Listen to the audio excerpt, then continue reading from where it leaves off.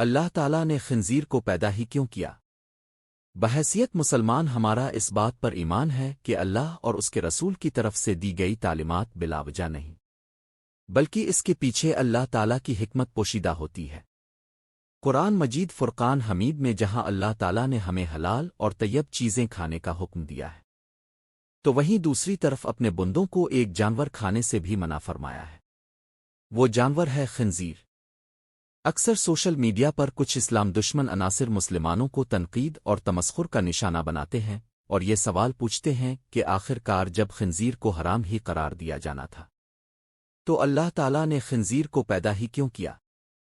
اس دنیا میں کوئی ایسی تخلیق نہیں جس میں اللہ تعالیٰ کی حکمت موجود نہ ہو۔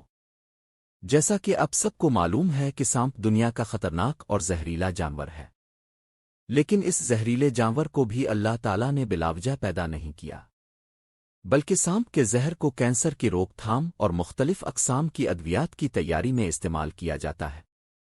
اب آتے ہیں خنزیر کی طرف کہ اللہ تعالیٰ نے اس جانور کو کیوں حرام قرار دیا ہے اور اس کی تخلیق کے پیچھے کون سا راز ہے جس سے آپ کا ایمان مزید تر و تازہ ہو جائے گا۔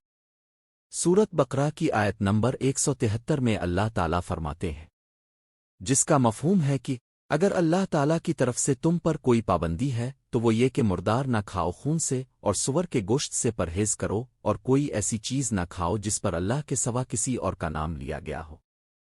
خنزیر ایک ایسا جانور ہے جو غلاظت کھانے کے علاوہ بعض حشرات اور کیڑے مکوڑے بھی کھاتا ہے۔ حتیٰ کہ خنزیر ایک ایسا جانور ہے جو اپنی ہی جینڈر کا فضلہ بھی کھاتا ہے۔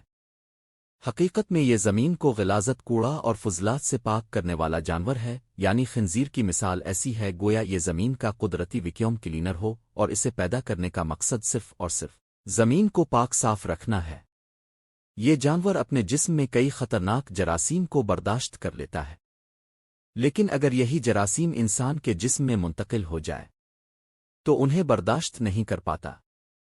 اس بات کی تصدیق یہ ہے کہ آج ہزاروں سال بعد میڈیکل سائنس اس بات کا اعتراف کر چکی ہے کہ خنزیر کا گوشت انسانی صحت کے لیے انتہائی مضر ہے، جس کے بارے میں 1400 سال پہلے اللہ تعالیٰ نے قرآن مجید کے ذریعے ہمیں آگاہی دی ہے۔